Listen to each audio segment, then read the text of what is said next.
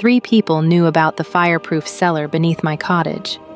Grandmother showed me when I was 8, said it was for emergencies, for when the village's hatred finally turned to torches.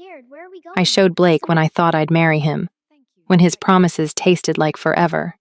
He showed the men who locked me inside with a wolf pup that shouldn't exist, then set the only exit on fire.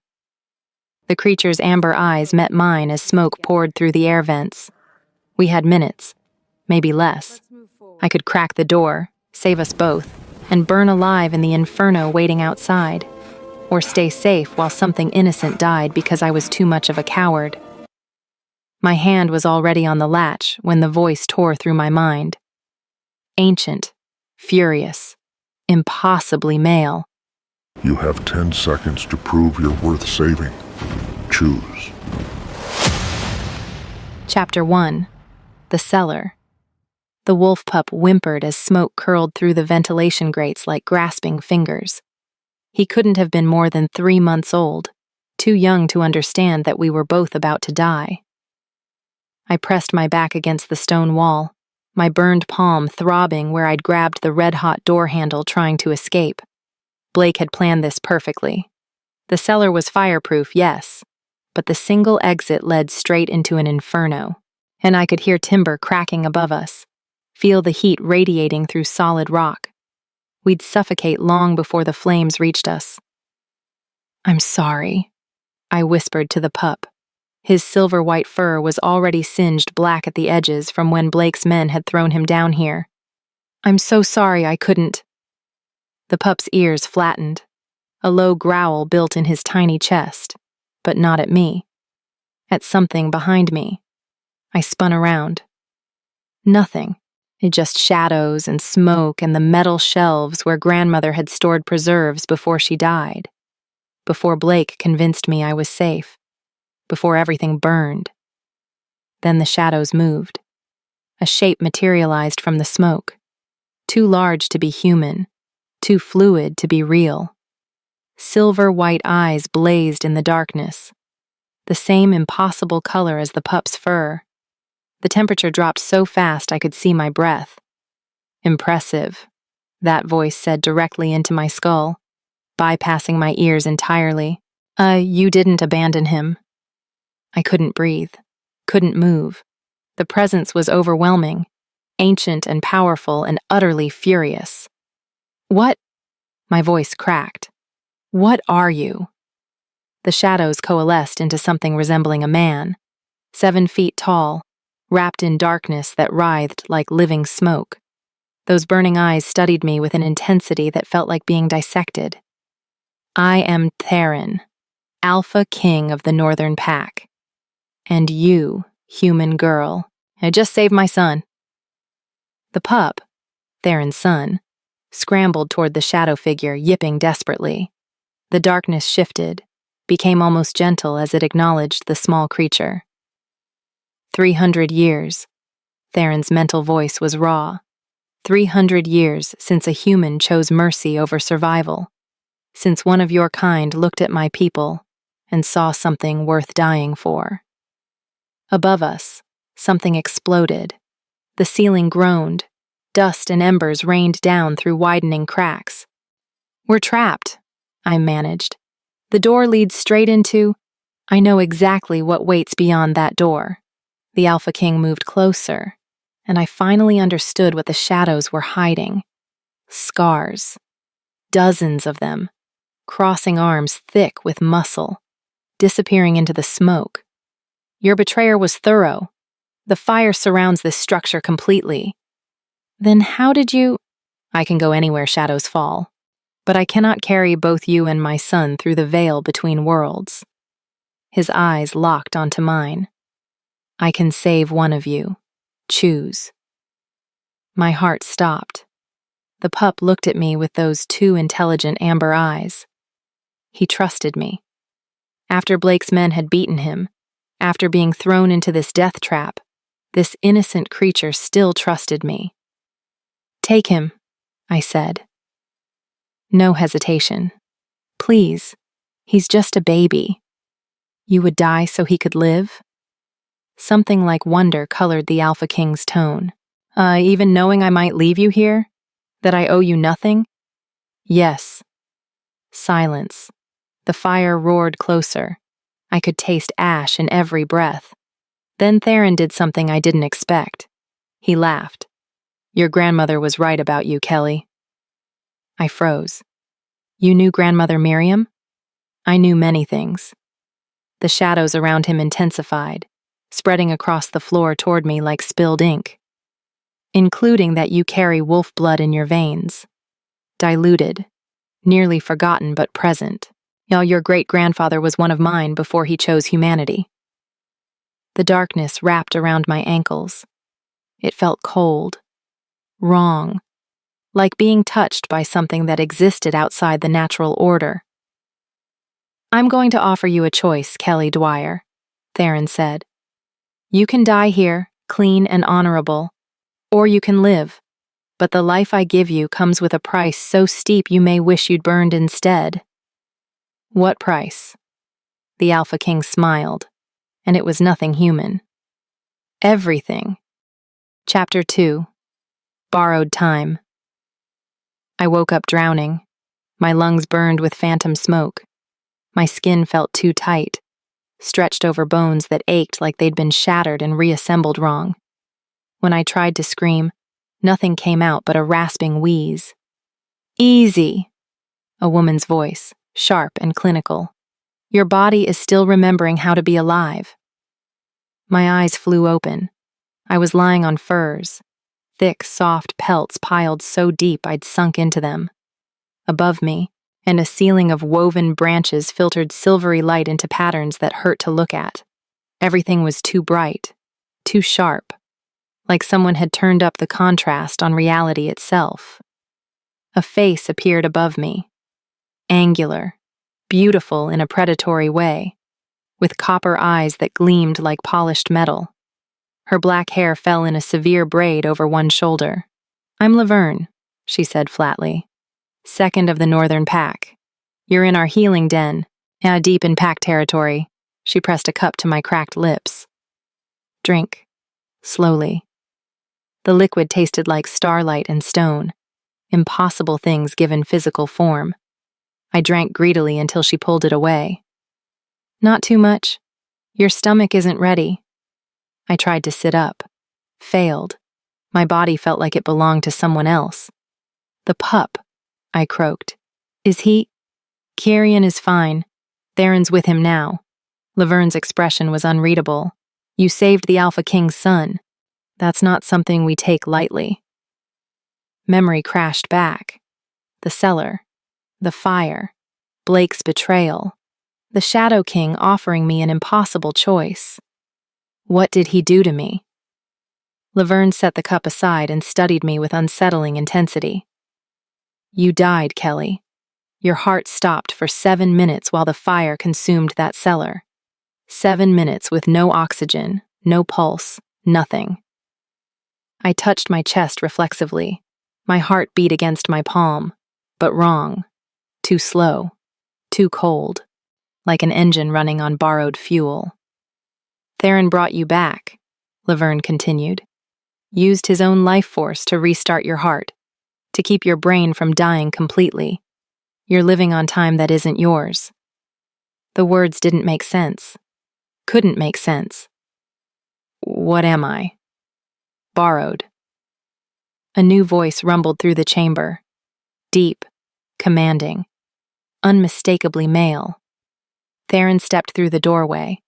In full daylight, without the smoke and shadows, he was even more imposing.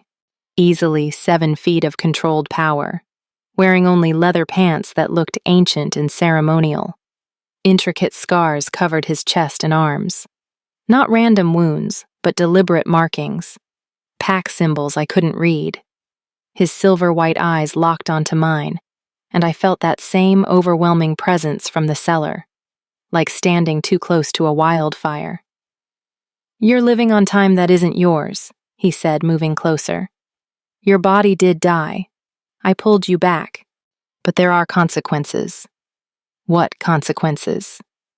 Theron crouched beside the furs, bringing himself closer to my eye level. This close, I could smell him. Smoke and pine and something ancient that had no name. "Every full moon you must return to Pack Lands," he said. "My life force sustains you, but it requires renewal. If you don't return—" He paused, choosing his words carefully. "The death you escaped will claim you.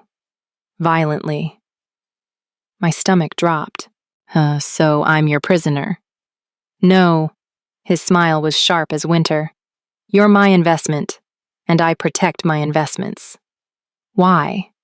The question burst out before I could stop it. "Why save me? You said you could only save one of us. Why not just take Kyrian and let me die?" Something flickered across Theron's face, too fast to identify, but it looked almost like pain. "Because 300 years ago, my mate made the same choice you did," he said quietly. "She died protecting our first son from human hunters, burned alive while I was too far away to save her." His eyes blazed brighter. "When I felt Kyrian's terror through our bond, when I reached the cellar and saw you choosing his life over yours." His jaw tightened. "I wasn't losing another person who understood what honor means." Silence stretched between us. Outside, I could hear sounds I'd never noticed before. Heartbeats from distant pack members, wind through individual leaves, and the skitter of insects across bark hundreds of yards away. "My senses," I whispered. "Everything's too loud, too bright." "Side effect of the binding," Laverne said. "You're connected to Theron now. Some of his abilities bleed through. Enhanced hearing, night vision, accelerated healing. Not enough to make you pack, but enough to keep you alive." "There's more." Theron stood and his expression darkened. "The binding works both ways. Every month you survive costs me." "Costs you what?" "Time." His voice was flat, emotionless. "An Alpha King lives 800 years. I'm 600 already. Every full moon I sustain you, I lose a year of my remaining lifespan." The room tilted. "You're killing yourself to keep me alive?" "Yes." "Then stop." I tried to sit up again, and this time managed it despite the dizziness. "I didn't ask for this, and I never—" "You gave your life for my son without hesitation." Theron's tone carried absolute finality. "That debt cannot be repaid with anything less than my own life if necessary. This is not negotiable." Before I could respond, Laverne stiffened, her copper eyes fixed on something behind Theron, and her expression shifted from clinical detachment to barely controlled rage. "We have a problem," she said softly. A woman entered the healing den. She was beautiful in the way a blade is beautiful, all edges and lethal grace. Silver hair despite appearing only 30, cut short and sharp. Eyes like winter frost. She moved with the predatory confidence of someone who'd never lost a fight. "So this is the human my king risked everything for." Her voice dripped contempt. She looked at Theron, ignoring me completely. "The Northern Pack lost 3 warriors retrieving her from that fire. My brother Raphael died in the smoke, crushed by falling timber while searching the perimeter." Theron's jaw tightened. "Claudia, don't." Claudia's eyes finally landed on me, and I felt the weight of her hatred like a physical blow. "You cost me my brother, human. Theron may have claimed you, but I lead his warriors, and if you prove unworthy of their sacrifice—" She leaned closer. "His protection won't save you from me." She turned and left. The temperature in the room seemed to rise 10 degrees with her absence. She'll kill me," I said. "Not a question. She'll try." Theron's expression was grim. "Claudia lost her twin. That kind of grief makes people irrational, but she won't act against you directly, not while you're under my protection." "And when your protection isn't enough?" The Alpha King's smile returned, sharp and dangerous. "Then you'll have to prove you're worth the lives we spent saving you." Chapter 3. The Memory Bleed. The nightmares started on the 3rd night. I dreamed in someone else's eyes, copper-haired like mine, but older, colder. I watched my hands, not my hands, tear through pack members who'd trusted me, heard myself laugh as forests burned, felt satisfaction, pure and intoxicating, as children screamed. I woke up smiling. My lips were curved upward, muscles locked in an expression of pleasure I hadn't put there. When I finally forced them down, and my face ached like I'd been grinning for hours. It's starting. Laverne stood in the doorway, holding a lantern even though my new vision could see perfectly in the dark. Earlier than I expected. What's starting? My voice sounded wrong, huskier, almost seductive. The memory bleed.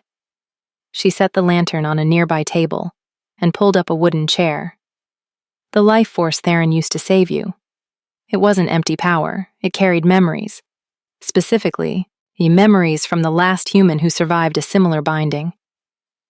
My blood went cold. What happened to them? Her name was Astrid. Laverne's copper eyes reflected the lamplight like a cat's. 300 years ago, she was exactly like you. Half-blood, rejected by her village, saved by pack intervention. Theron's father performed the binding ritual for her. And she killed 400 pack members before they finally stopped her. Laverne's voice was flat, clinical. Burned 3 human villages to ash, slaughtered children in their beds. By the time they put her down, the northern and southern packs had nearly gone to war over who was responsible for creating her. I couldn't breathe. You think I'm going to... I think Astrid's memories are bleeding into yours through Theron's life force. The binding doesn't just sustain you. It connects you to everyone who's been bound before. And Astrid's rage? Laverne leaned forward. It's patient. It's seductive. And it whispers that violence feels good, that the people who hurt you deserve worse than death. I thought about Blake, about his promises, about how he'd kissed me the morning before locking me in that cellar to burn. Part of me, a growing part, wanted to find him and make him scream. How long? I whispered. Before you can't tell your thoughts from hers? Laverne's expression was grim. The records say 6 months. Maybe less if you use any supernatural abilities. Yes, every time you tap into Theron's power, you open yourself wider to Astrid's influence. Then I won't use it. You won't have a choice. Laverne stood, and her hand dropped to the knife at her belt. A casual gesture, but the threat was clear. Sooner or later, something will force your hand. And when it does, we'll all find out if you're strong enough to resist her. She left me alone with the lamplight and the lingering taste of a smile I hadn't meant to wear. 3 days later, Theron summoned me to the training grounds. The clearing was massive, surrounded by ancient pines that had probably stood for 1,000 years. Pack members in both human and wolf forms watched from the perimeter, their eyes glowing with predatory interest. Kyrian bounded toward me the moment I emerged from the tree line. He'd grown impossibly fast, already the size of a full-grown dog, though he still moved with puppy clumsiness. His silver-white fur gleamed in the morning sun. Sarah, his voice exploded in my mind with childlike enthusiasm. The pack's mental communication still startled me. Father says you're training today. Can I watch? Please? We'll see, I said, scratching behind his ears. His tail wagged so hard his entire body wiggled. He's imprinted on you. Theron approached from across the clearing. Today he wore a leather vest that did nothing to hide the scars covering his torso. Wolf pups bond with their first protector, and that bond is sacred, unbreakable. What does that mean? Theron's expression darkened. It means if you die, he dies. His spirit is tied to yours now. The words hit like a physical blow. I looked down at Kyrian, who gazed up at me with complete trust, completely unaware of the death sentence hanging over his head. You didn't tell me that before the binding. Would it have changed your choice? Theron's silver eyes held mine. You already gave your life for him once. Now you just know the cost of failure.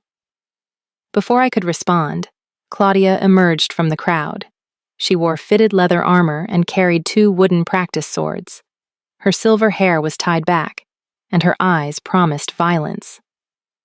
If she's going to survive here, Claudia announced to the assembled pack, she needs to prove she can fight. I volunteer to test her. Claudia, Theron's voice carried a warning. She's under your protection, and I know. Claudia tossed one of the practice swords at my feet. But protection means nothing if she can't defend herself when you're not there. Unless... Her smile was cruel. Unless you plan to babysit the human forever. The crowd murmured.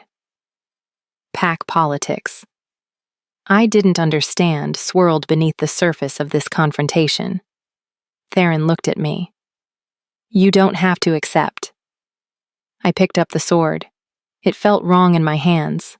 Too light. Too balanced. I'd never trained for combat. Never needed to, as the village had taught me to make myself small, invisible, safe. But I wasn't that girl anymore.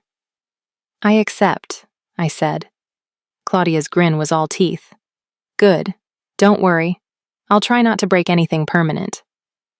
She moved before I could blink. The practice sword came at my head in a vicious arc meant to crack my skull. I stumbled backward, barely avoiding the blow. The sword whistled past my ear so close I felt the displaced air. Too slow. Claudia pressed forward, her raining strikes that I blocked more by luck than skill. Each impact sent shockwaves up my arms. Raphael died for you. Show me you're worth it. She swept my legs. I crashed to the ground hard enough to drive the air from my lungs. Before I could recover, her boot pressed against my throat. Pathetic. Claudia's voice was cold. 3 warriors dead retrieving you from that fire, and this is what we saved? A clumsy human who can't defend herself? The pressure on my throat increased. Black spots danced across my vision. Use it, a voice whispered in my mind. Not Theron's, not Kirian's. Something older, hungrier. Use the power. Show her what you really are. No, I gasped. Coward, just like before. Just like when Blake locked you away. Always choosing to be weak. The voice sounded like me, but the thoughts felt foreign, invasive. Astrid. Claudia's boot pressed harder. What was that? I said. My hand shot up faster than thought and grabbed her ankle. Power flooded through me. Borrowed and terrible. I twisted. Claudia flew backward 20 feet and crashed into a pine tree hard enough to crack the bark. The clearing went silent. I stared at my hand. Black veins had appeared beneath the skin, spreading from my fingertips to my wrist like cracks in porcelain. They pulsed with a rhythm that didn't match my heartbeat. What? My voice shook. What is this? Laverne pushed through the crowd, her expression grim. The cost I warned you about. Every time you use Theron's power, it consumes more of your human cells. The wolf blood spreads, replacing what you were. I watched the black veins slowly fade, retreating back beneath my skin. But I could still feel them there, waiting. What happens when there's nothing human left? You become full wolf, permanently. Laverne grabbed my arm, examining where the veins had been. No shifting back, no human thought, just beast. Across the clearing, Claudia climbed to her feet, murder in her eyes. And I smiled. Not me, Astrid, using my face, my mouth. Good, the voice inside me purred. Let her come. Let them all come. Theron stepped between us, his presence forcing Claudia to halt. Training is over, he commanded. Everyone leave. Now. The pack dispersed. Claudia shot me one last look of pure hatred before vanishing into the trees. When we were alone, just Theron, Laverne, Kirian, and me, The Alpha King's silver eyes met mine with terrible understanding. "Astrid spoke through you just now," he said. "Didn't she?" I nodded, not trusting my voice. "Then we're running out of time faster than I thought." Chapter 4. The Prophecy. The Elder's chamber was carved directly into the mountain, its walls covered in symbols that seemed to shift and writhe in the torchlight. 9 ancient wolves in human form sat in a semicircle, their eyes glowing with power that made my new senses scream warnings. I knelt in the center of the circle because Theron had told me it was required. Kyrian pressed against my leg, whimpering softly. Even he could feel the weight of judgment hanging in the air. Show them," Theron commanded from behind me. I held out my arm. The black veins were visible now, even without using power. Thin, dark lines spreading from my fingertips toward my elbow like roots seeking purchase. The eldest wolf leaned forward. She looked impossibly old, her hair pure white, her face lined with centuries. But her eyes burned with sharp intelligence. "Thelma," Theron said respectfully.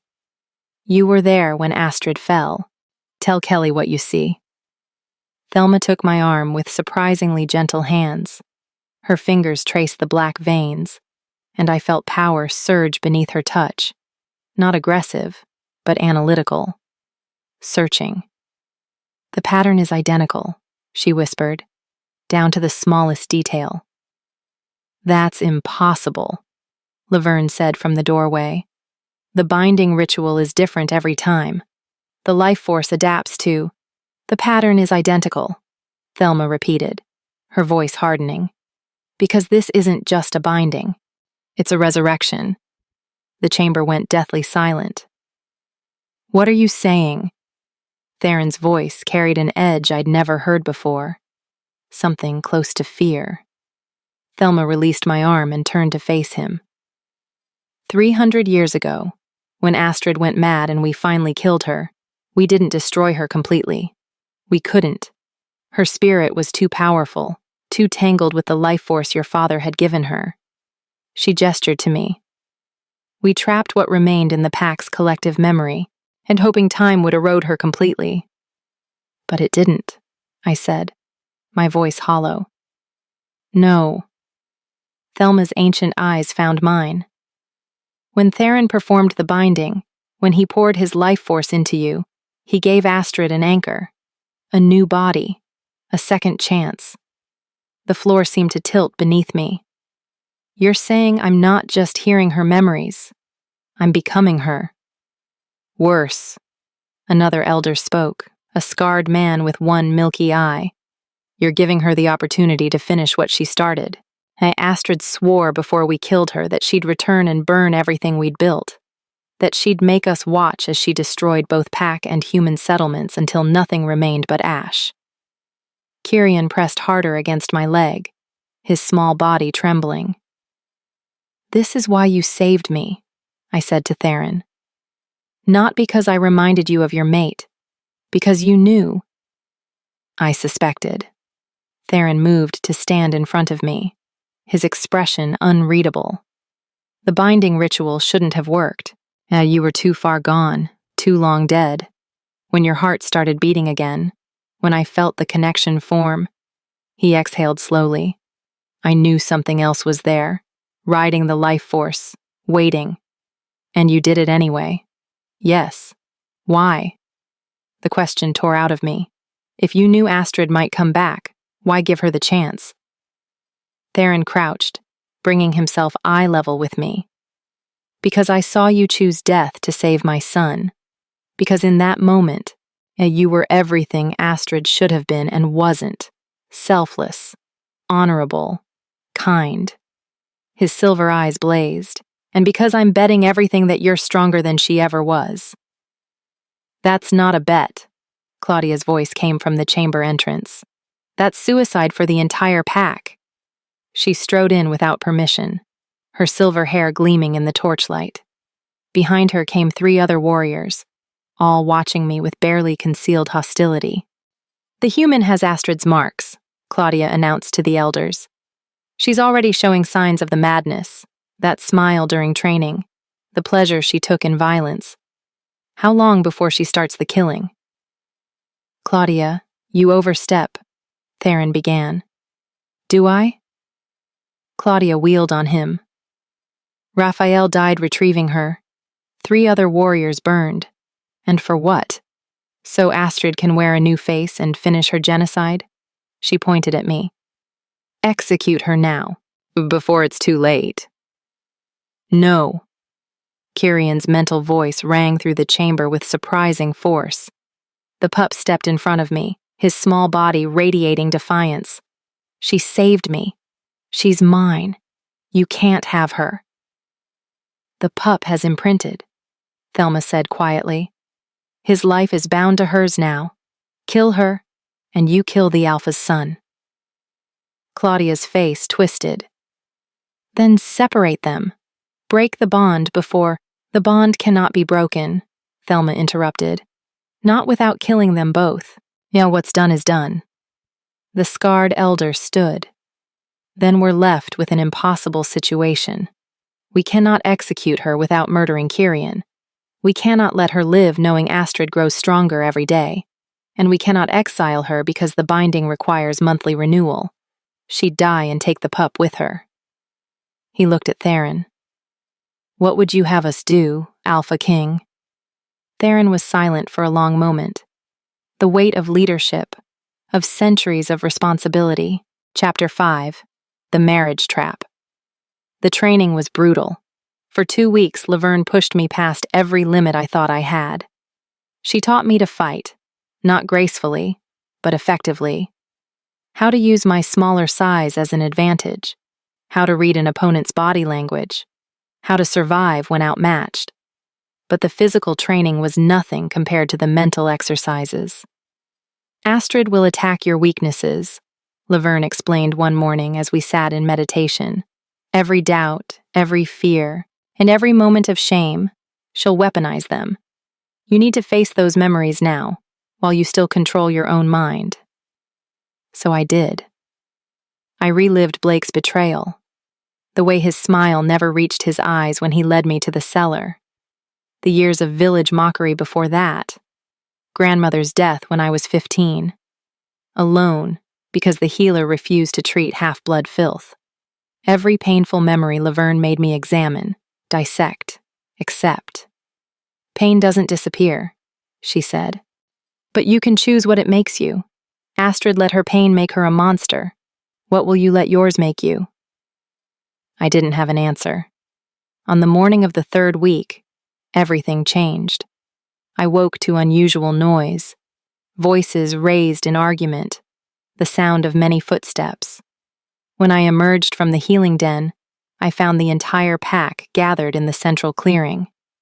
And there, surrounded by 200 warriors in ceremonial armor, stood a woman who made everyone else look diminished. She was perhaps 30, with hair like spun gold and eyes the color of winter ice. She wore leather armor decorated with silver wolves, and power radiated from her like heat from a forge. When she turned to look at me, I felt the weight of her gaze like a physical blow. So this is the human causing all the trouble, she said. Her voice carried effortlessly across the clearing. Smaller than I expected. Theron stood at the center of the gathered pack, his expression carved from stone, and beside him, looking miserable, were the pack elders. Kelly, Theron said carefully, this is Sonia, Alpha of the Southern Pack. Sonia smiled, and it was beautiful and terrifying. Alpha Queen, actually. My mate died 3 years ago. I rule alone now. She gestured to her warriors. I've come to discuss a matter of great importance to both our packs. What matter? I asked before I could stop myself. Sonia's ice-blue eyes fixed on me with amusement. The marriage, of course. Surely Theron told you. The world tilted. What marriage? I looked at Theron, whose jaw was clenched so tight I could see muscles jumping. The alliance the elders negotiated while I was occupied with your binding ritual, he said flatly. A marriage between the northern and southern packs to end 400 years of border disputes. How wonderful, Sonia purred. He did tell you. I was worried this might come as a shock. She moved closer to Theron with predatory grace. 3 days from now, Theron will take me as his mate. Our packs will unite, creating the most powerful alliance in the territories. I couldn't breathe. The rational part of my mind knew I had no claim on Theron. He'd saved me out of honor, nothing more. The binding was practical, not romantic. But the irrational part, the part that felt his life force sustaining me every moment, that carried pieces of his power in my veins, that part felt like something vital was being ripped away. The elders agreed to this? I asked. Thelma stepped forward, looking older than ever. The Southern Pack has been raiding our borders for decades. This alliance would secure peace, end the bloodshed, protect our people. Her ancient eyes held something like apology. It was decided while Theron was in seclusion performing your binding. A decision made for the good of the pack. A decision that conveniently traps me, Theron said coldly. Breaking a formal marriage contract would dishonor both packs, start a war worse than the raids. Precisely. Sonia's smile widened. She looked at me again. Don't worry, little human. You'll have a place in our unified pack. As a servant, perhaps. If you survive your little ritual, that is. She turned back to Theron. I heard about the dominance rite scheduled for tomorrow night. How thrilling. Will we be attending a wedding or a funeral? Both, probably, Claudia muttered from the crowd, earning glares from several pack members. Kyrian pushed through the assembled wolves and pressed against my leg. This is wrong. His young voice trembled in my mind. Father can't marry her. He can't. But he could. I could see it in Theron's expression, the weight of responsibility, of choosing his pack's safety over his own desires, whatever those desires might be. When I marry Sonia, Theron said, his silver eyes finding mine, the binding between us will be strained. My life force will be split between you and my mate. You'll need to return not monthly but weekly, possibly more often. How convenient, Sonia said brightly. The human will be even more dependent on you, more trapped. Though I suppose if she becomes Astrid tomorrow night, the whole problem solves itself. I wanted to scream, to argue, to demand they find another solution. Instead, I forced myself to speak calmly. Then I wish you both happiness in your union. The lie tasted like ash, and Theron's expression flickered. Pain, maybe? Or frustration. But his voice remained neutral. The ceremony will take place the evening after your dominance rite, assuming you survive. Assuming she doesn't become Astrid and slaughter us all first, Sonia added cheerfully. She gestured to her warriors. I've brought my best fighters. If the human loses control during the ritual, they'll handle it swiftly. By handle it, you mean kill me, I said. Of course. Sonia's smile never wavered. Nothing personal, just protecting my future pack from a monster. She swept past me toward the Alpha's den, her warriors following. Several of them bumped into me deliberately as they passed. Small shows of dominance, reminders that I was the outsider here. When they were gone, the crowd dispersed quickly. Nobody wanted to be caught between the tension radiating from Theron, except Laverne, who approached with grim determination. This changes things, she said bluntly. If you survive tomorrow's ritual, you'll be bound to an Alpha who's married to someone else. Sonia will make your life a living hell. She's not known for sharing. I know. And if you become Astrid, she'll kill you without hesitation. Her warriors are trained specifically to eliminate supernatural threats. I know. Laverne studied me. So what are you going to do? I looked at Kyrian, who watched me with absolute trust. At Theron, whose life was being sacrificed year by year to keep me breathing. At the black veins crawling further up my arm, proof that Astrid was winning. I'm going to survive the ritual, I said. I'm going to beat Astrid. And then... I exhaled slowly. Then I'm going to figure out how to live in a world where I don't belong anywhere. That's not a plan, Laverne said. It's all I have. That night I couldn't sleep. The full moon would rise tomorrow, bringing with it the dominance rite, and my last chance to remain myself. I sat outside the healing den, staring at stars that seemed too bright with my enhanced vision. Footsteps approached, heavy, purposeful. Theron sat beside me without asking permission. I didn't know about the marriage, he said quietly. The elders went behind my back while I was sustaining you through the critical first days. You don't owe me explanations. Yes, I do. His silver eyes found mine. The binding created a connection between us, Kelly. Not romantic. I won't pretend emotions that aren't there. But you feel my life force every moment. You carry pieces of my power.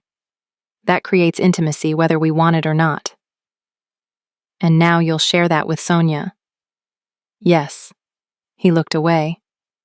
She's powerful, ruthless, and exactly the kind of ally the Northern Pack needs. This marriage makes strategic sense. But you don't want it. Theron was silent for a long moment. What I want doesn't matter. I'm Alpha King. My personal desires come last. I understood that. Had lived it my entire life in the village, making myself small, choosing others' comfort over my own needs. Tomorrow night, I said, if I become Astrid, will you be the one to kill me? Yes.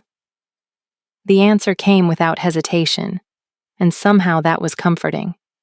If I had to die, better it be by someone who understood what the death meant. Thank you, I whispered, for saving me that day in the cellar. Even if it ends tomorrow, even if Astrid wins, thank you for giving me 3 more weeks to exist. Theron's hand found my shoulder. You're going to win. You don't know that. No, he admitted, but I'm betting everything on it anyway. He stood and walked back toward his den, leaving me alone with the stars and the crawling sensation of Astrid moving beneath my thoughts. Tomorrow, her voice purred with anticipation. Tomorrow we finally meet properly, and you'll learn what it feels like to be consumed from within. I touched the black veins on my arm, watched them pulse with borrowed life. Tomorrow I'd either become something new, something strong enough to contain a monster's rage, or I'd disappear completely, and Astrid would get her second chance at destroying everything. Either way, the girl I'd been was already gone. The only question was what would take her place. Chapter 6. The Dominance Rite. The ritual circle was older than memory. 13 massive stones, each carved with symbols that predated human language, formed a perfect ring in a clearing miles from the pack compound. Moonlight painted everything silver white, and the air thrummed with power that made my teeth ache. The entire northern pack surrounded the perimeter. Hundreds of wolves in both forms, their eyes glowing in the darkness. And among them, Sonia's southern warriors, ready to kill if things went wrong. I stood at the circle's center, wearing only a simple white shift. My feet were bare against cold stone. The black veins had spread during the day, now reaching past my elbow toward my shoulder. Astrid was close to the surface. I could feel her pressing against my consciousness like a hand testing a locked door. Soon, she whispered. Very soon. The 9 elders entered the circle, each carrying a bowl of dark liquid that gleamed like oil in the moonlight. Thelma approached me first. The dominance rite is simple in concept, impossible in execution, she said, her ancient voice carried across the silent clearing. We'll send your consciousness into a mental battlefield where you'll face Astrid directly. Mind against mind, will against will. She dipped her fingers in the bowl and drew symbols on my forehead. If you win, you absorb her completely. Memories, power, everything, but remain yourself. If you lose, I know, I interrupted. She takes over. My body becomes hers. No. Thelma's eyes held something that might have been pity. If you lose, you don't disappear. You become trapped in your own mind, conscious but powerless, forced to watch as Astrid uses your body to destroy everything you care about. For decades, maybe centuries. My blood turned to ice. That's worse than death. Yes, Thelma finished the marking. Well, that's why no one survives the dominance right, because the alternative to winning is so terrible that most people break rather than face it. The other elders surrounded me, drawing symbols on my arms, legs, chest, throat. Each marking burned cold, and I had to clench my teeth to keep from crying out. Theron stood just outside the circle, Kyrian pressed against his leg. The pup's amber eyes were wide with fear. You can do this. Kyrian's voice trembled in my mind. You're strong, stronger than the bad lady. I wished I believed him. When all 9 elders had finished marking me, Thelma produced a different bowl. This one held liquid so clear it seemed to glow from within. Drink, she commanded, and may your will prove stronger than your fear.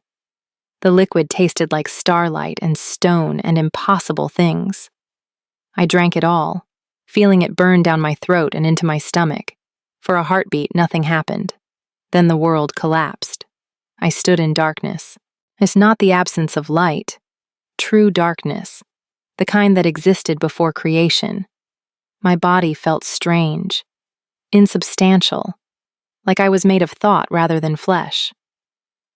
Hello, Kelly. The voice came from everywhere and nowhere. I've been waiting for you. A figure materialized from the darkness. She looked almost exactly like me. Copper hair, similar features, my height and build. But her eyes were wrong, ancient, cruel, and they held 3 centuries of accumulated rage. Astrid smiled with my face. Yeah, we finally meet properly, she said, moving closer. I've been whispering in your ear for weeks, planting thoughts, testing your reactions. Do you know how many times you almost gave in? That smile during training, the pleasure you felt when you threw Claudia into that tree. She laughed. You're already more me than you realize. I'm nothing like you. No? Astrid gestured, and the darkness shifted. And suddenly I was watching myself in the training yard, watching the smile I hadn't meant to wear, the satisfaction I'd felt at hurting someone who'd threatened me. You enjoyed that violence, craved it, just like I did.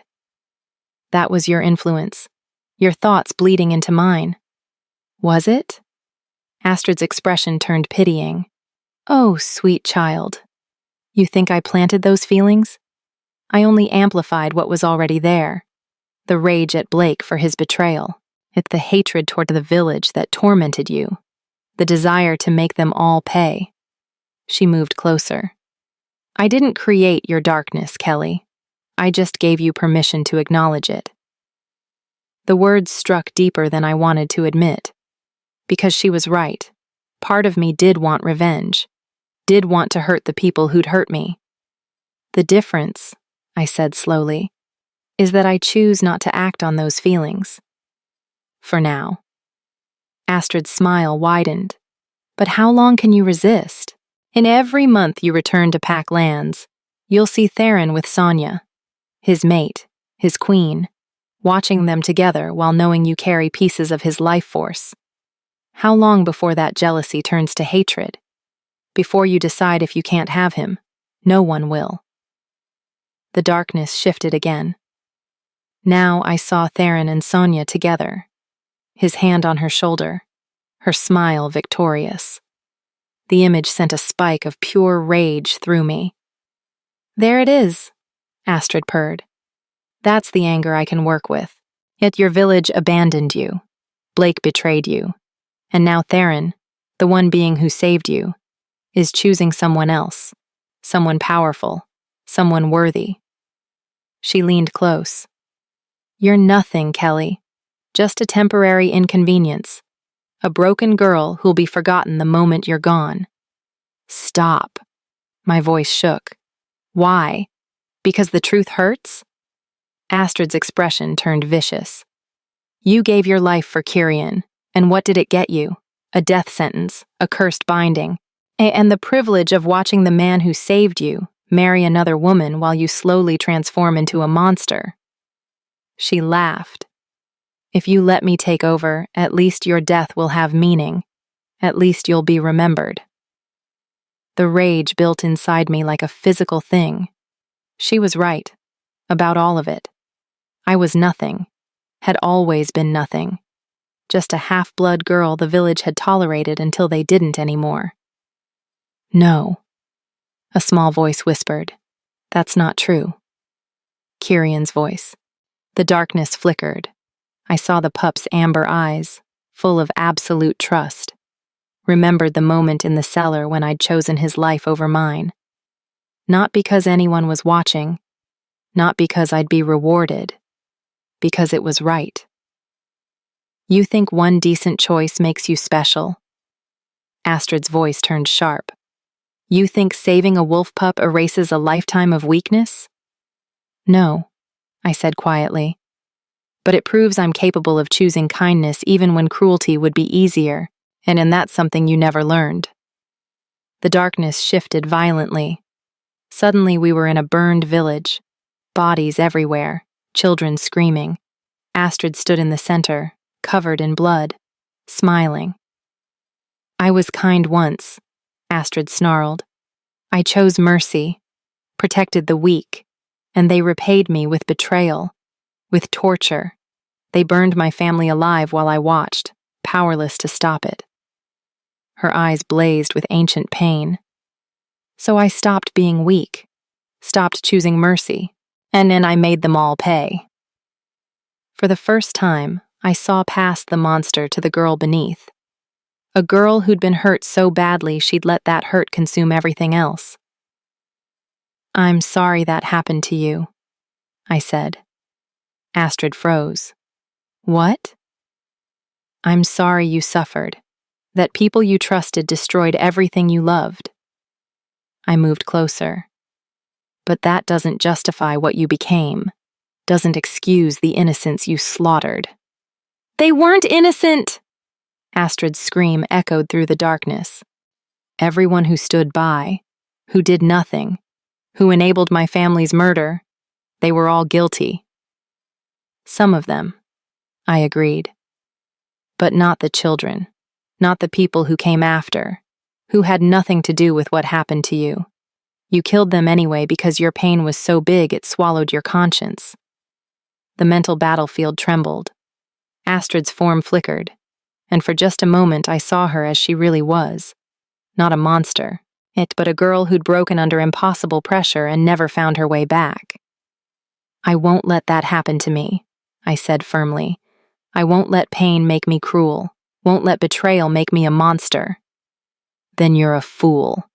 Astrid's form solidified again, harder than before. And fools don't survive. This body is mine. These memories. This power. Mine. And I'm taking them back. She lunged. The mental attack was unlike anything physical. It felt like drowning and burning simultaneously, like having my sense of self peeled away layer by layer. Astrid's consciousness crashed against mine like a tidal wave, trying to overwhelm me through sheer force. You're weak, her voice thundered. Always were. Always will be. Just give up. Let me take over. End the suffering. I felt myself slipping, felt my identity eroding under the assault. She was right. I was weak. Just a village girl who'd gotten lucky once. Then Kyrian's voice cut through the chaos. You're not weak. You're my protector. My pack. Mine. And Laverne. Raphael died believing you were worth saving. Prove him right. And Taryn, you gave your life for my son. That's not weakness. That's strength I've rarely seen. The voices weren't real. Just memories. Fragments of meaning in the mental battlefield. But they anchored me. reminded me of who I'd chosen to be. No, I said, pushing back against Astrid's assault. I'm not you. I choose differently. Choice is weakness! Astrid's attack intensified. Mercy is weakness. Kindness is just another word for dying alone. Grandmother was wrong, I said. The revelation crystallized as I spoke. Kindness isn't about reward. It's about refusing to let cruelty define you. About choosing who you are instead of letting pain choose for you. I grabbed Astrid's consciousness and pulled her close, not to destroy her, to embrace her. You're part of me now, I said. Your memories, your pain, your rage, I accept all of it, but I won't let it control me. I won't let it make me cruel. Astrid thrashed, trying to break free. No, you can't. This isn't how— I'm not erasing you, I interrupted. I'm absorbing you. Everything you were, everything you learned, it becomes mine. But I remain in control.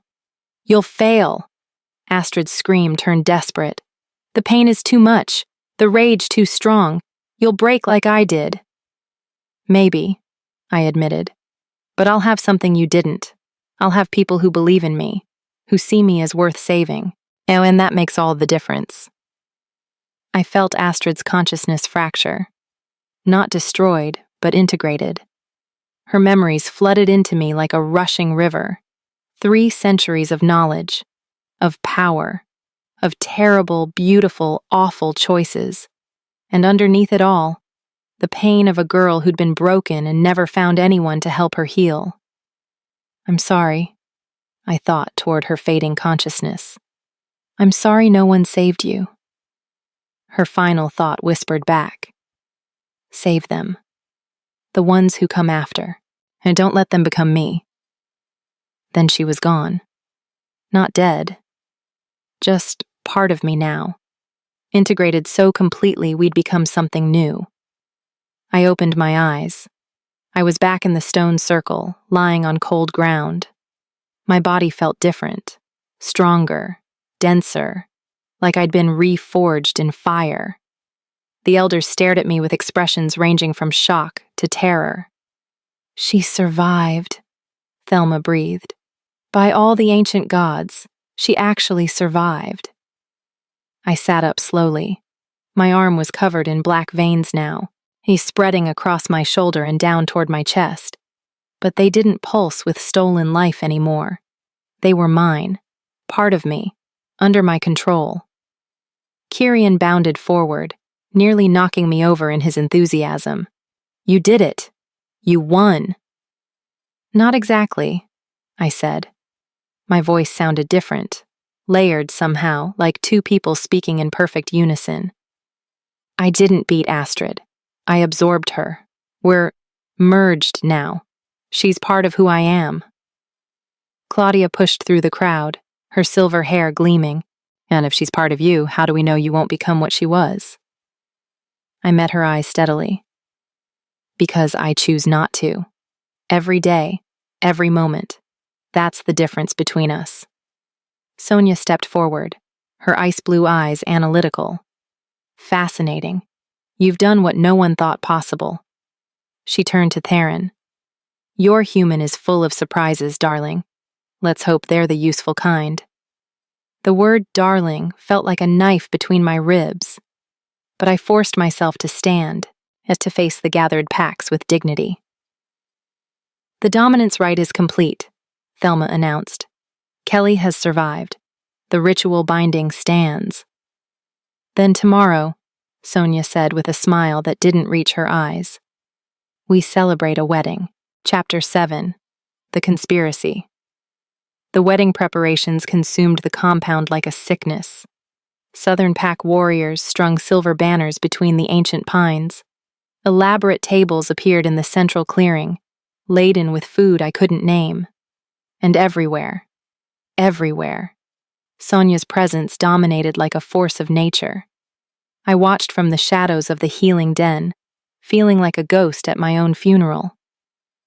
You should rest, Laverne said, appearing beside me. The dominance right took everything out of you. Your body needs time to adjust to Astrid's integrated memories. I can't rest.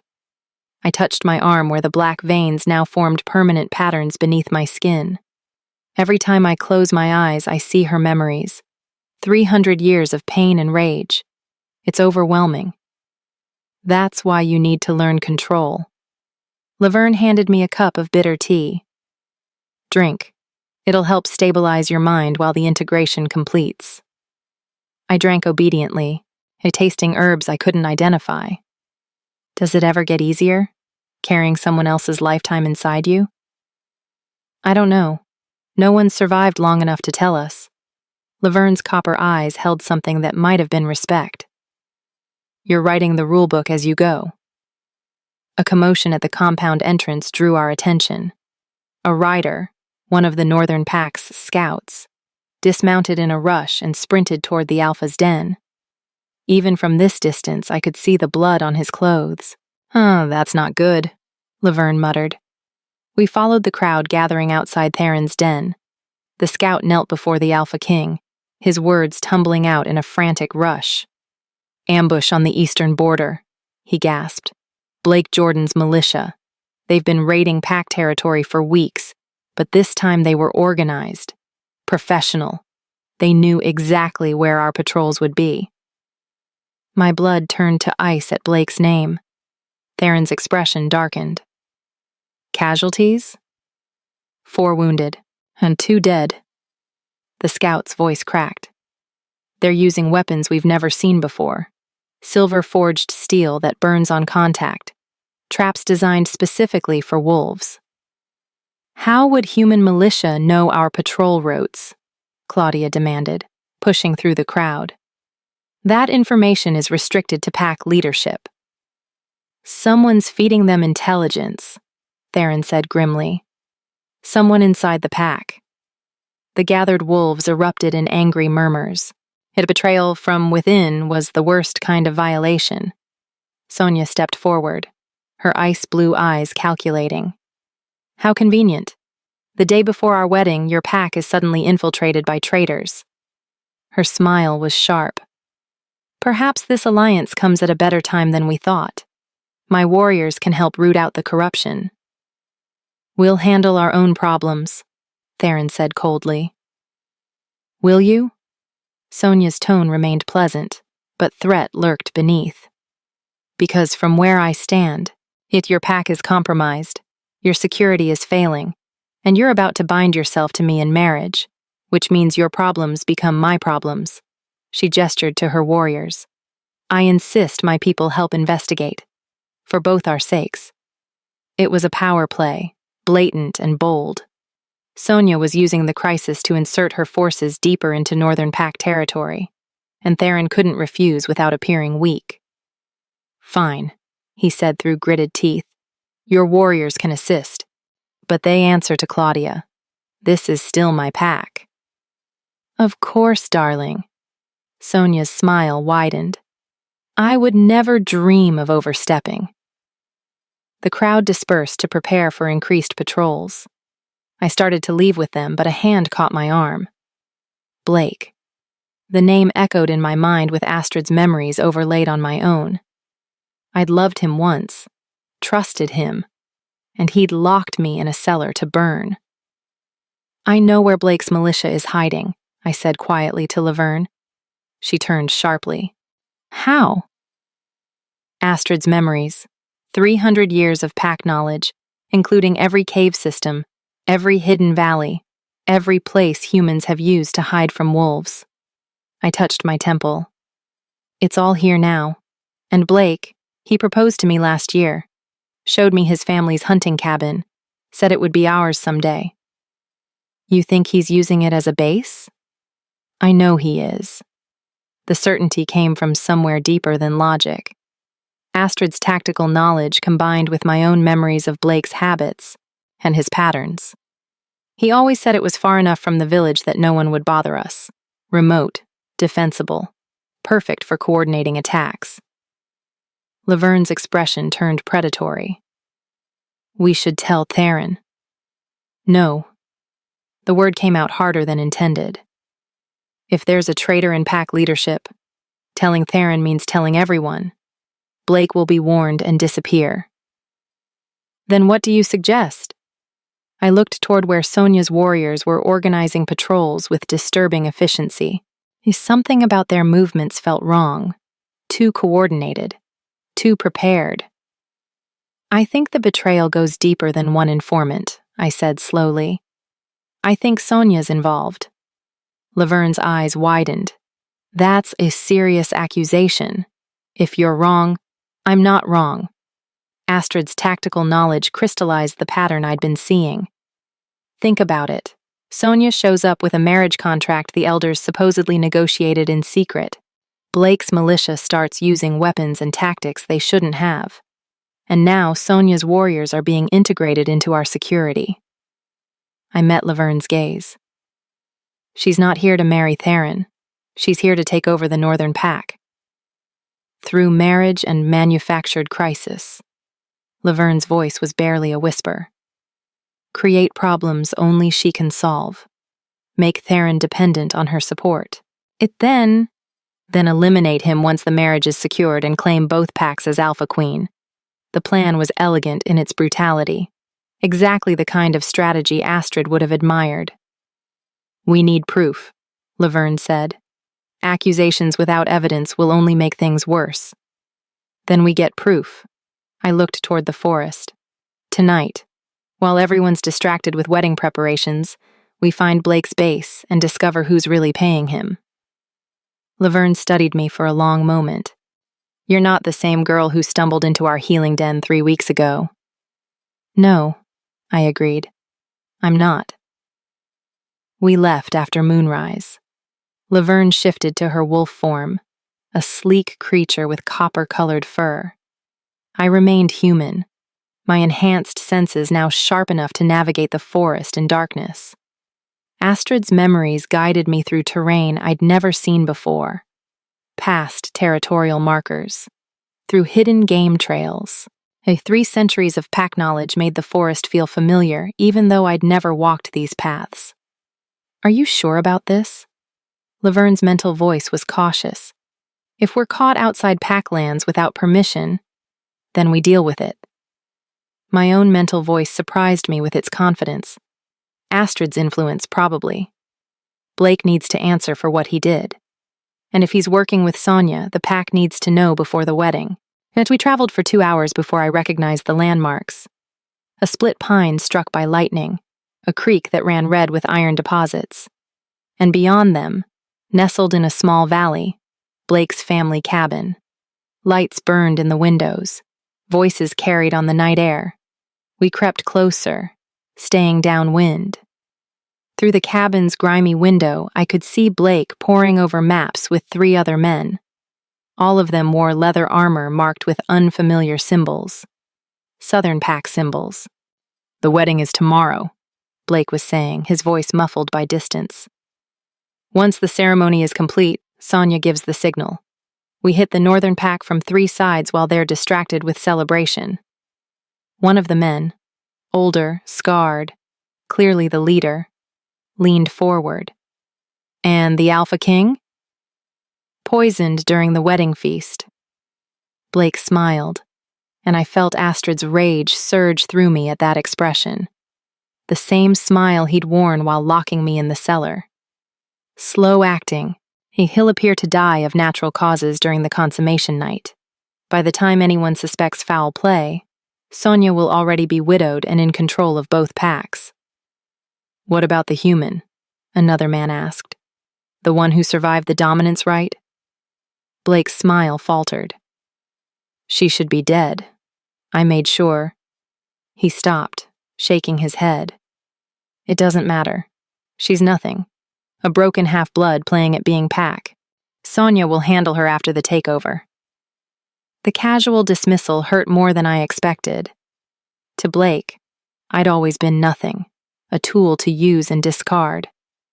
We have what we need. Laverne's mental voice was urgent. Let's go before... The wind shifted.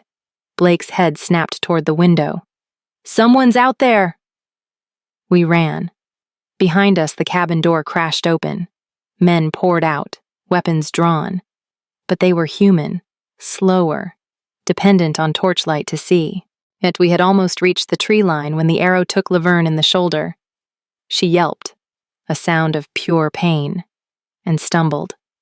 Her wolf form flickered, threatening to collapse back to human.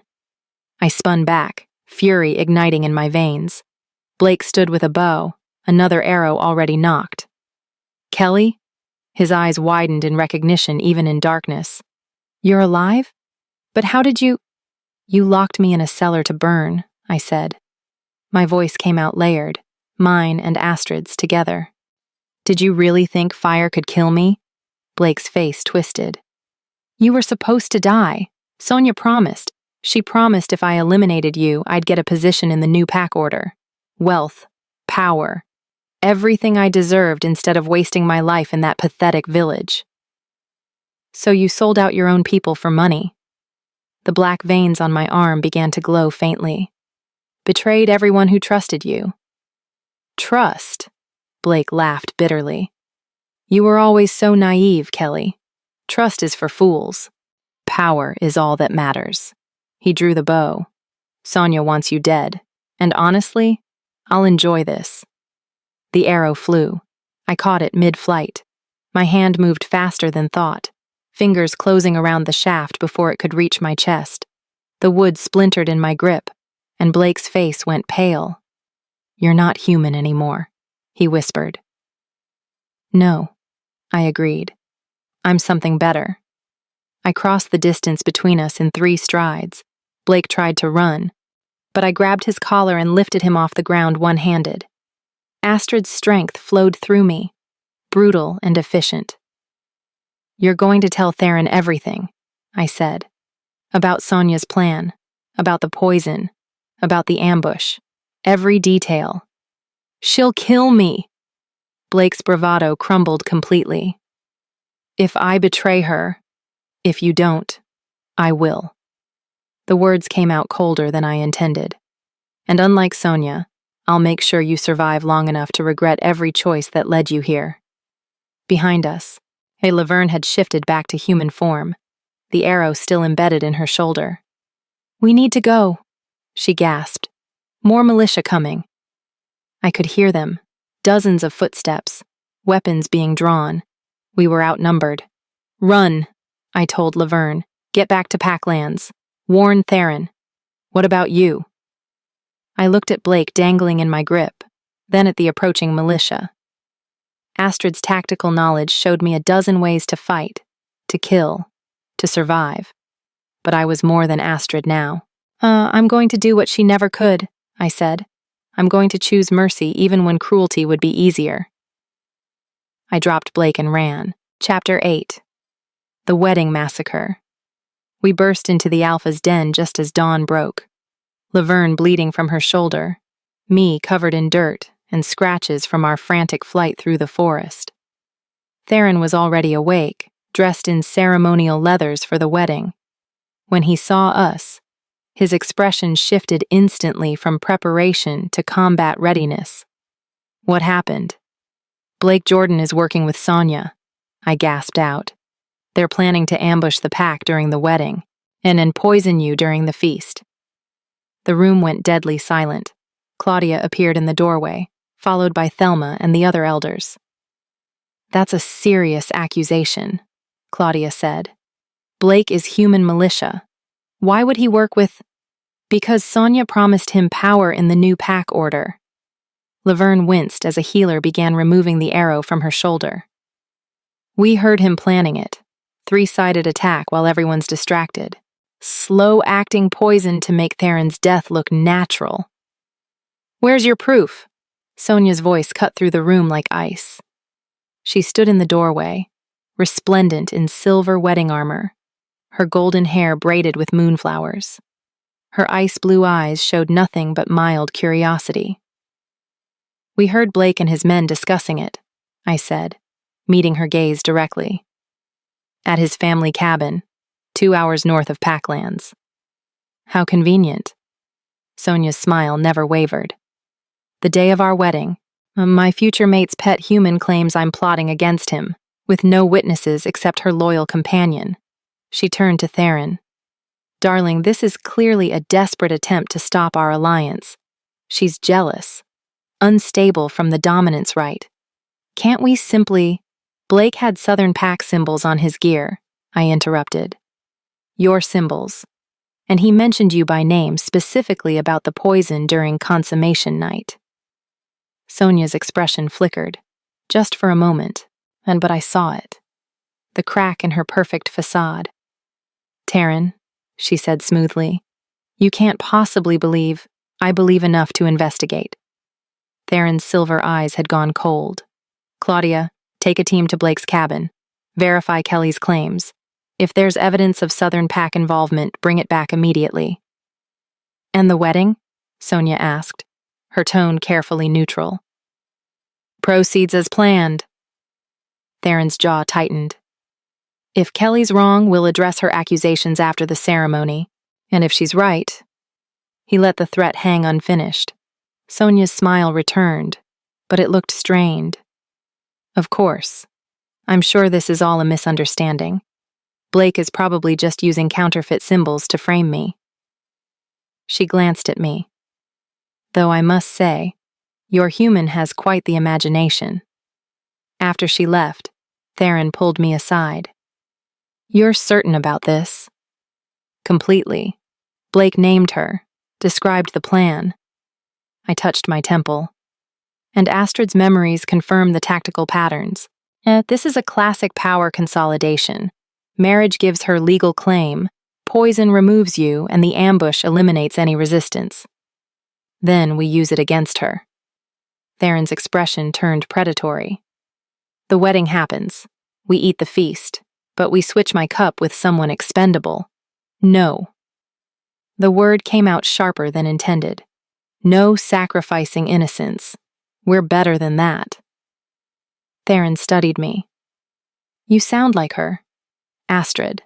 She used to say the same thing before she stopped caring about innocence. I finished. I know. I have her memories, but I also have my own, and I won't start this by throwing away someone's life. Then what do you suggest? I thought fast, combining Astrid's tactical knowledge with my own understanding of Sonia's psychology. We make her think the plan is working. I'll drink the poisoned cup. Pretend to collapse. She'll think she's eliminated both of us and reveal herself. That's insane, Laverne protested from where the healer was bandaging her shoulder. If you're wrong about which cup is poisoned, I won't be. I touched the black veins on my arm. Astrid spent centuries studying poisons. I can smell them now, taste them in the air. It was true. Her integrated knowledge had given me abilities I was still discovering. Theron looked at me for a long moment. You've changed. In 3 weeks, you've gone from a village girl to someone planning military strategy. I had a good teacher. I thought of Astrid's final message. Save them. Don't let them become me. And I learned from her mistakes. The wedding ceremony began at sunset. The entire clearing had been transformed into something beautiful and terrible. Silver banners caught the fading light. Hundreds of pack members in both human and wolf forms surrounded the sacred stones. And at the center, Theron stood waiting in full ceremonial regalia. Sonia approached like a conqueror claiming territory. Her silver armor gleamed, and her golden hair was woven with flowers that probably cost more than my entire village had been worth. She was beautiful, powerful, perfect. Everything I wasn't. Kyrian pressed against my leg, sensing my distress. She's wrong for father. His young voice was fierce. You should be up there, not her. I'm not Pack. I thought back. Not really. I'm just borrowed time. You're more Pack than she'll ever be. The ceremony was conducted in the old language. Words I didn't understand, but Astrid's memories translated. Binding vows.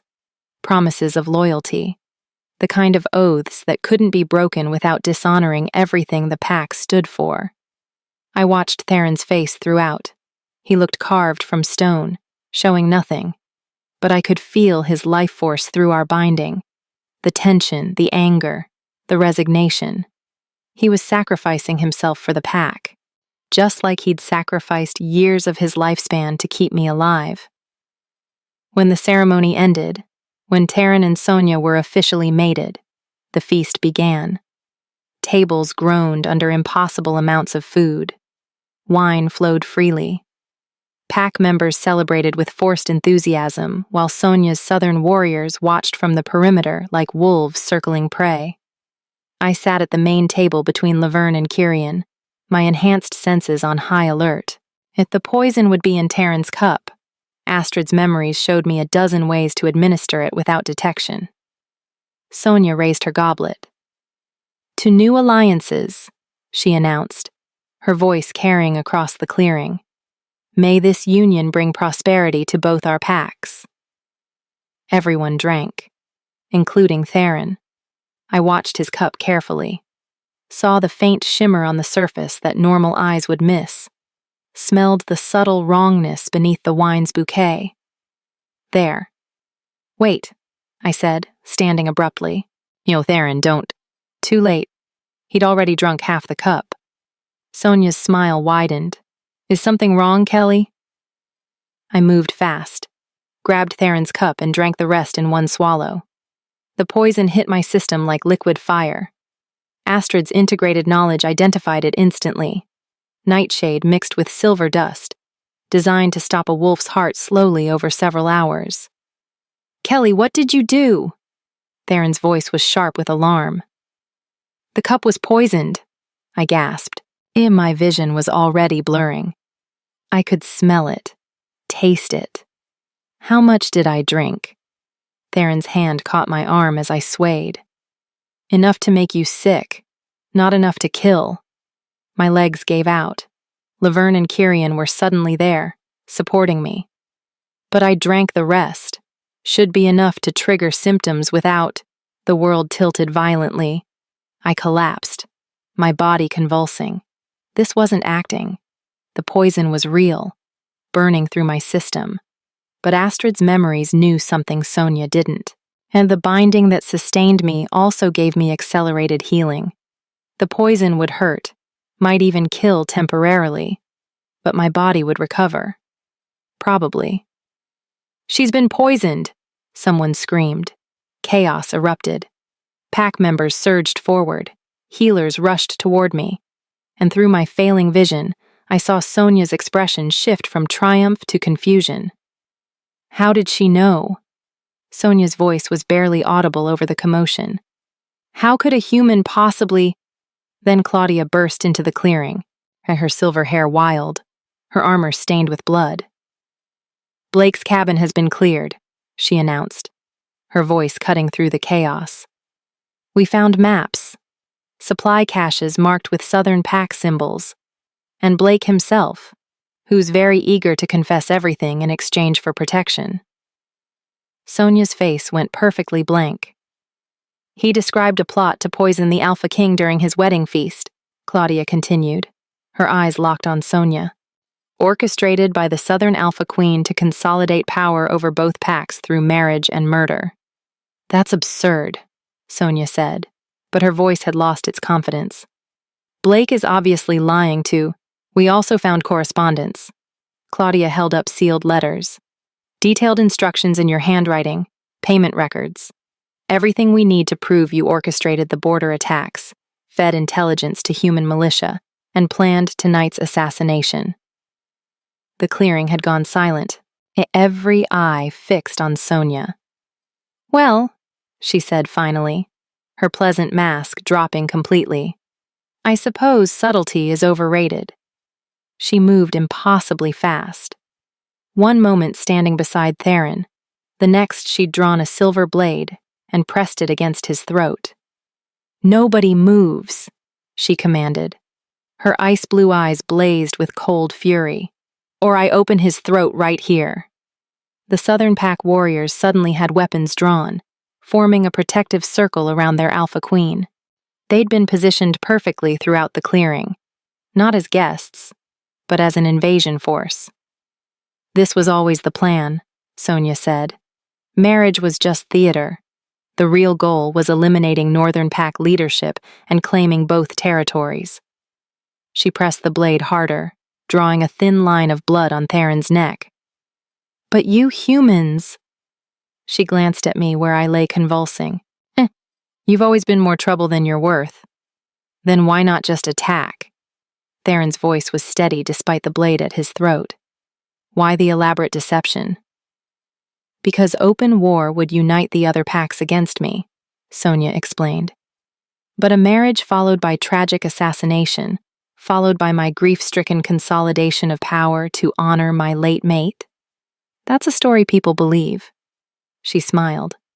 Of course, the human half-blood ruined that narrative, so now we do this the messy way. She raised her free hand, and the Southern warriors tensed. When I give the signal, Sonia announced, my forces will kill every Northern Pack member who resists. Those who submit will be integrated. Those who don't. She shrugged. Well, the forest will feast well tonight. You'll start a war, Claudia said, her hand on her weapon. I'll win a war, Sonia corrected. I have 200 warriors here, another 500 waiting at the border. By dawn, the Northern Pack will be mine. On the ground, my convulsions were slowing. The poison was losing its grip as my enhanced healing kicked in. But I stayed limp, watching through barely open eyes. Sonia was monologuing, making threats, revealing her entire strategy, just like Astrid's memories predicted she would. Arrogant alphas always talked too much before killing. It was their fatal flaw. Kyrian, I thought toward the pup. When I move, you run. Understand? No, I won't leave you. You will. Because if this goes wrong, you're the only proof that Sonia betrayed us. I forced steel into my mental voice. Your father needs you alive, so you run. Please. Kyrian's silence was answer enough. I gathered Astrid's strength, felt the black veins pulse with borrowed power.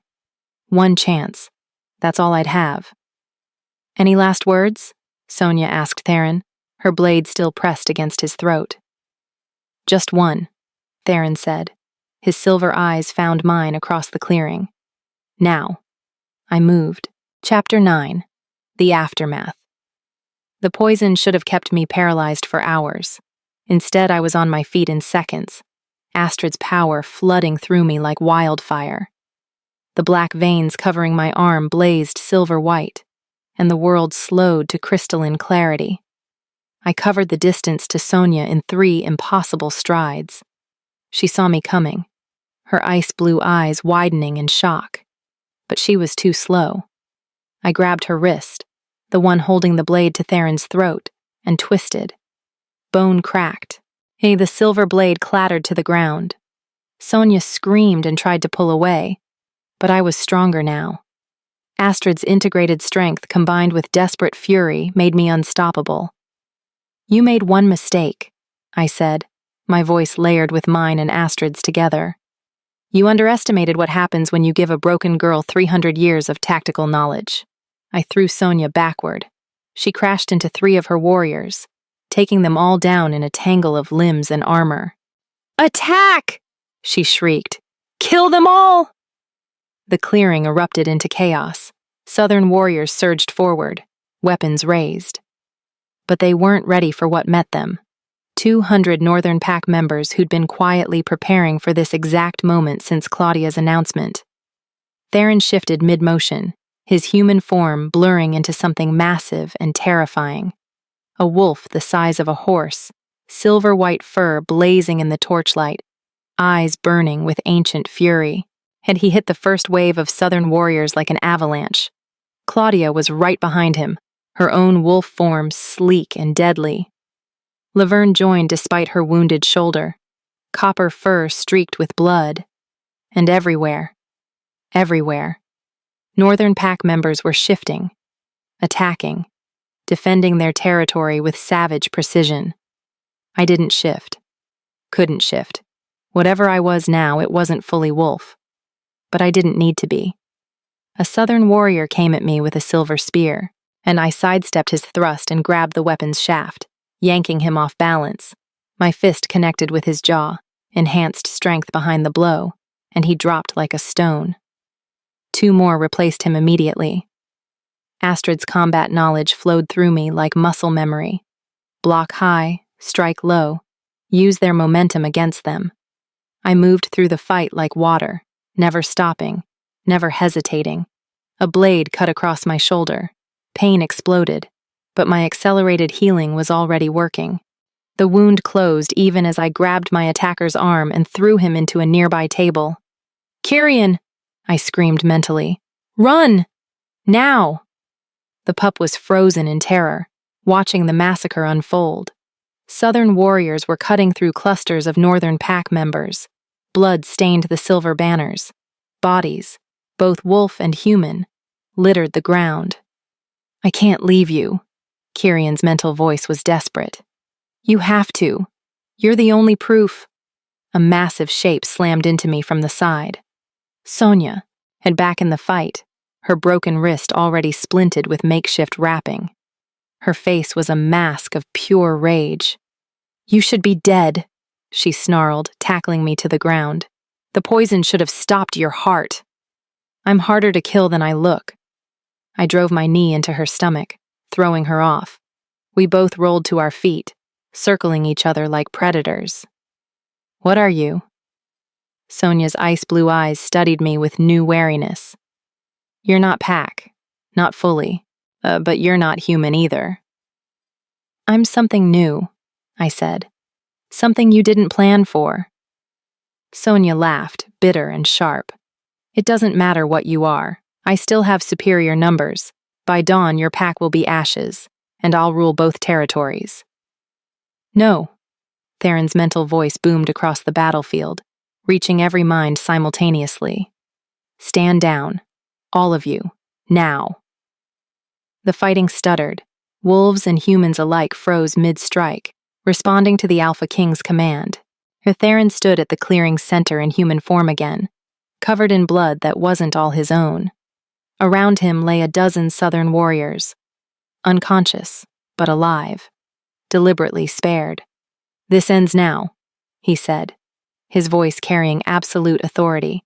"Sonia, your conspiracy is exposed. Your warriors are outnumbered and surrounded. Surrender, or I let my pack finish this." "Surrounded?" Sonia smiled. "You think these 200 are all I brought?" A howl split the night, then another, and another. From the forest emerged hundreds of wolves. Southern Pack reinforcements, just as Sonia had promised. They surrounded the clearing, cutting off all escape routes. My heart sank. We were trapped. 500 warriors, Sonia said triumphantly. "Did you really think I'd come to your territory without overwhelming force?" She gestured to her reinforcements. "Surrender, Theron. Swear loyalty to me as Alpha Queen of both packs, and or watch everyone you love die tonight." Theron's expression was unreadable. Around us, Northern Pack members looked to their Alpha King for guidance, for orders, for salvation he couldn't provide. We'd lost. Then Kyrian stepped forward. The pup was small compared to the adult wolves surrounding him. His silver-white fur was matted with dirt, and his amber eyes were wide with fear. But he walked straight towards Sonia with his head held high. "Stop!" His young voice rang out with surprising power. "Stop hurting my pack!" "Kyrian, get back!" Theron started. "No, father." Kyrian's mental voice was steady now. "I'm pack heir. My voice matters." He turned to face the assembled southern warriors. "You're following someone who lies, who betrays, who tries to murder people during sacred ceremonies. Is that the kind of alpha you want?" Silence fell across the clearing. "The pup speaks truth." An older southern warrior stepped forward, his grizzled face conflicted. I swore to serve the Southern Pack with honor. This," he gestured to the carnage, "this is not honorable. This is betrayal of everything we stand for." "Silence!" Sonia snapped. "You swore loyalty to me. We swore loyalty to the pack, another Southern warrior interrupted. Not to treachery, not to murder during wedding ceremonies. Murmurs of agreement spread through the Southern forces. Warriors who'd followed orders without question were suddenly questioning everything. "Oh, you're fools," Sonia snarled. "All of you. I'm trying to make us strong, to unite the territories under competent leadership instead of Theron's weakness." Weakness? Theron's laugh was cold. "I spared your warriors when I could have killed them, chose mercy when slaughter would have been easier. If that's weakness, then I'll wear that label proudly." He moved to stand beside Kyrian, placing one massive hand on his son's small head. "My son is right. This ends now, not through violence, but through choice." He addressed the Southern warriors directly. "You can follow Sonia into dishonor, continue this massacre and live with the shame, or you can stand down, return home, and know you chose honor when it mattered most." The Southern warriors looked at each other, at their blood-stained weapons, at the Northern Pack members they'd been fighting moments ago. One by one, they lowered their weapons. "No!" Sonia's scream was rage incarnate. "I command you to—" "You command nothing." The grizzled warrior who'd spoken first stepped forward. "Sonia, former Alpha Queen of the Southern Pack, you are hereby stripped of authority for betraying Pack law. Your actions have dishonored us all." Other Southern warriors moved to restrain her. Sonia fought, screaming threats and curses, but she was outnumbered by her own people. "This isn't over," she shrieked as they dragged her away. "I'll escape. I'll rebuild. I'll come back and—" "You'll stand trial before the Council of Alphas," Theron said coldly, "and answer for attempted murder, conspiracy, and betrayal of sacred oaths. Justice will be served." As the Southern warriors led their disgraced Alpha away, the tension finally broke. Northern Pack members collapsed in exhaustion. Healers rushed to tend the wounded. And slowly, impossibly, the clearing began to return to something resembling order. I sank to the ground, my legs finally giving out. At the poison, the fighting, the terror. It all crashed over me at once. Laverne appeared beside me. "You saved us," she said quietly. "If you hadn't drunk that poison, hadn't exposed Sonia's plan, Kyrian saved us," I corrected, watching the pup being embraced by his father. "He's the one who made them question, made them choose honor, because you taught him what honor looks like." Laverne's copper eyes held something I'd never seen before. Respect. "Raphael would be proud. Yet you proved you were worth saving." Tears stung my eyes, but I blinked them back. "What happens now?" "Now?" Theron approached, back in human form, covered in blood and exhaustion. "Now we rebuild, tend our wounded, honor our dead." He looked toward where Sonia had been dragged away, and figure out how to move forward when trust has been so thoroughly broken. "The marriage?" I asked, though part of me didn't want to know the answer. "Annulled, and a union based on deception and attempted murder has no validity under Pack law." Theron extended his hand, pulling me to my feet. "You're free, Kelly. The binding remains. You still need monthly renewal, but there's no political complication anymore." Free. The word should have brought relief. Instead, it just felt hollow. "And Blake?" I asked. "Being held for questioning. He'll face human justice for his betrayal." Theron's expression softened slightly. "For what it's worth," and he seemed genuinely shocked that you survived. "Whatever else he is, he believed you dead. Does that make it better or worse?" "I don't know." We stood in silence, surrounded by the aftermath of battle. The wedding decorations looked obscene now. Silver banners stained with blood, festive tables overturned and broken. "I want to leave," I said suddenly. "Not permanently. I'll return for the monthly binding, but I can't stay here. I can't watch you rebuild while knowing I gestured helplessly. Just borrowed time. Just a reminder of everything that went wrong." You're more than that, Theron said. Maybe, but I need to figure out what that more is. I looked at him directly. 3 weeks ago, I was a village girl who made one decent choice. Now I have 300 years of memories in my head, power I barely understand, and no idea who I'm supposed to be. I need time to sort through that, away from pack politics and conspiracies and— My voice broke. And watching you with someone who's actually worthy of you. Theron was quiet for a long moment. Then, where will you go? Anywhere that needs someone who understands both human and wolf perspectives. Somewhere I can help instead of just survive. I thought of Astrid's final message. Save them. Don't let them become me. There are villages like mine everywhere. People being hurt because they're different. Oh, maybe I can make a difference there. An emissary, Laverne said thoughtfully. A bridge between worlds. Something like that. Kyrian bounded over, his enthusiasm undiminished by the night's trauma. You're leaving? His mental voice was devastated. But you just got here. I'll come back, I promised, kneeling to hug him. Every month, remember? The binding requires it. You won't get rid of me that easily. Promise? I promise. Theron placed his hand on my shoulder. Then go, and find your purpose. And when you return, you'll tell us about it. His silver eyes held mine. You saved my son, saved my pack, and showed us all what real honor looks like. Whatever you become, Kelly, don't let the world make you small again. Epilogue. 1 year later. The village of Millbrook reminded me of home.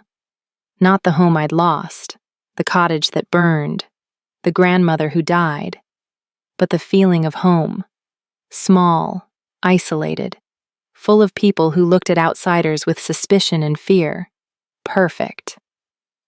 I stood at the village edge as the sun set, watching smoke rise from chimneys. My pack-marked armor fit comfortably now, the leather soft from a year of wear. The blade Theron had given me, wolf steel, stronger than anything human forged, hung at my hip. I'd changed in that year, not just physically, though my body had grown leaner, harder from constant travel, but internally. The girl who'd made herself small was gone completely. In her place stood something new, something that chose to help instead of hide. Ready? Laverne appeared beside me, her copper eyes reflecting the fading light. She'd insisted on accompanying me this time, claiming Northern Pack needed eyes on this situation. Really, and I think she just enjoyed the work. Children have been disappearing, I said, reviewing what we knew. 7 in 3 months. The village blames forest monsters. But the patterns are wrong, the timing too precise. You think it's human? I think it's complicated. Astrid's integrated memories had taught me that answers were rarely simple. Let's find out. We entered Millbrook as darkness fell. People watched us pass with expressions I knew well.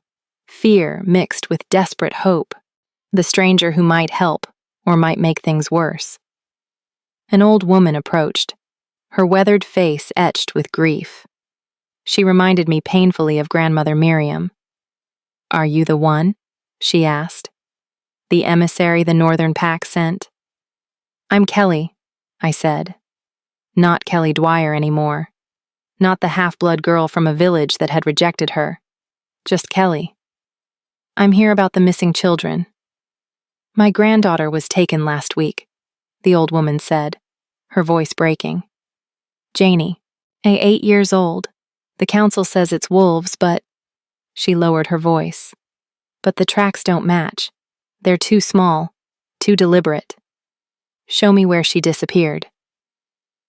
The old woman led us to the forest edge.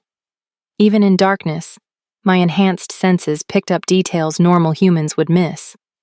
Footprints, yes, but not wolf. Something else. Something that walked on 2 legs but tried to hide it. Fae, Laverne breathed, recognizing the signs. Forest Fae, probably. Taking children for revenge, I finished. Astrid's memories provided context. The village must have done something to damage Fae territory. Poisoned their water source, maybe. Clear-cut sacred groves. Does it matter? The old woman's voice was sharp with pain. Whatever took Janie, I just want her back. Please. I met her eyes. An old woman who'd lost everything, begging for help from a stranger who represented everything her village had probably taught her to fear. It just like grandmother had begged healers to help me, only to be refused because of what I was. I'll get her back, I promised. And the others, all of them. How can you be sure? Because I know what it's like to be abandoned by people who should have protected me. I touched the pack marks on my arm. And I swore I'd never let that happen to someone else if I could prevent it. It took 3 days to locate the Fae settlement. They'd built it in a grove that had indeed been damaged. A lumber operation the village had started without knowing they were destroying Fae homes. The creatures were desperate, angry, and terrified of losing everything. So they'd taken the village's most precious resource, children. Not to harm them. Fae rarely hurt children deliberately, but to force negotiation, to make the humans understand what loss felt like. I walked into their settlement alone, hands raised, weapons sheathed. I'm not here to fight, I called out. I'm here to talk, to find a solution that doesn't end in more loss for anyone. A Fae elder emerged, impossibly old, made of wood and moss and ancient anger. Why should we trust humans? They destroy without thought, take without asking. Your kind has no honor. You're right, I said. Many humans don't, but some do, and I'm here to bridge that gap, and to show both sides there's a better way than violence and revenge. Empty words. Then let me prove it. I gestured back toward Millbrook. The village didn't know this grove was sacred.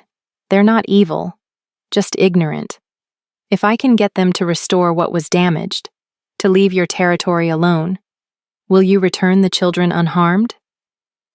The Fae elder studied me with eyes older than mountains. You have pack marks, wolf blood. Why do you care about human children? Because someone cared about me when they had no reason to. I thought of Theron in that cellar, offering me a choice when he could have let me burn. And I'm trying to pay that forward. It took hours of negotiation, of explaining and translating and finding common ground between species that had never trusted each other. But slowly, impossibly, a solution emerged. The village would leave the sacred grove alone, would provide resources to help the Fae rebuild, would acknowledge that the forest belonged to more than just humans, and the Fae would return the children, would establish formal borders to prevent future conflicts, would give humans a chance to prove they could honor agreements. When I led the 7 children back to Millbrook 3 days later, the entire village emerged to meet us. The old woman collapsed in tears when Janie ran into her arms. Thank you, she sobbed. Thank you. And how can we ever? By doing better, I interrupted gently. By teaching your children that the forest isn't empty. That different doesn't mean enemy. That coexistence is possible if both sides choose it. The village elder, a stern man who reminded me of Elder Brennan, approached with careful respect. The Northern Pack speaks highly of you, says you're someone who bridges worlds. I try. Will you stay? Help us establish formal relations with the Fae? For a few weeks, I agreed. Then I need to move on. There are other villages, other conflicts, other chances to prove that kindness isn't weakness. That night I sat outside the village, staring at stars that seemed closer now with my enhanced vision. Laverne joined me, carrying 2 cups of tea. You did well, she said. 7 children home safe, peace between village and Fae. Raphael would be proud. I hope so. I accepted the tea gratefully. Is this what the rest of my life looks like? Wandering between conflicts? Trying to patch together understanding between groups that hate each other? Probably. Laverne smiled slightly. Is that so bad? No, I admitted. It's just lonely sometimes, never belonging fully anywhere, always the outsider trying to bridge gaps I'll never personally cross. You belong with us, Laverne said firmly. With the Northern Pack. You always have a home there, Kelly. Until the binding fails. Until I use up all Theron's borrowed time. The black veins on my arm pulsed gently, and a constant reminders of what I was. I'm living on stolen years, Laverne. Eventually, that debt comes due. Then make those years matter. Leave something behind that outlasts you.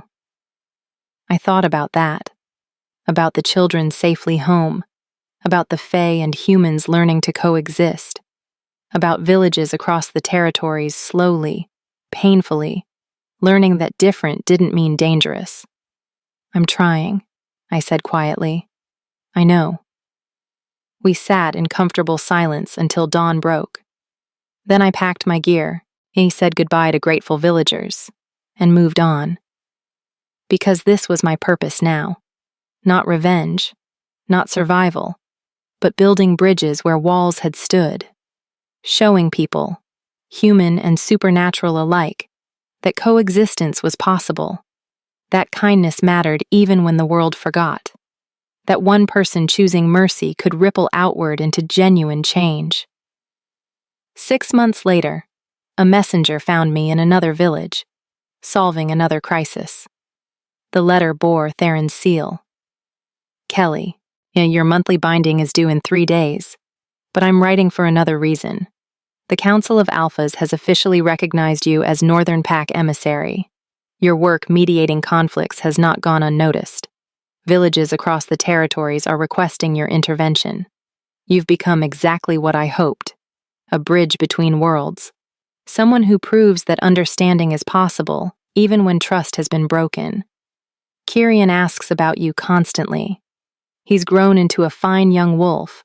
Yes, and he credits you for teaching him that strength means protecting others, not dominating them. Come home soon. We all miss you. But more importantly, keep doing what you're doing. Keep showing the world that honor matters. That kindness isn't weakness. That one person choosing differently can change everything. You were right that night after the wedding. You needed to discover who you were beyond survival, beyond borrowed time. I think you've found your answer. Yawn. Theron, I folded the letter carefully, tucking it into my pack beside others I'd received over the year. Evidence that I mattered, that my choices had meaning beyond just staying alive. Good news? Laverne asked. The best kind, I said. Recognition that the work matters, that I'm building something real. So what's next? I looked toward the horizon, toward countless villages that needed someone to bridge impossible gaps, toward a world that was slowly, painfully, learning that coexistence was possible. Next, I smiled, and for the first time in my life it felt completely genuine. Next, we keep going. Keep building bridges. Keep proving that mercy and strength aren't opposites. Keep saving people who need saving, Laverne added. Exactly. We packed our gear and moved on. 2 figures walking toward the next crisis, the next opportunity, the next chance to prove that broken things could be made whole. I was Kelly. Not fully human. Not fully wolf. Not quite alive in the traditional sense, but I was exactly who I needed to be. And that was enough.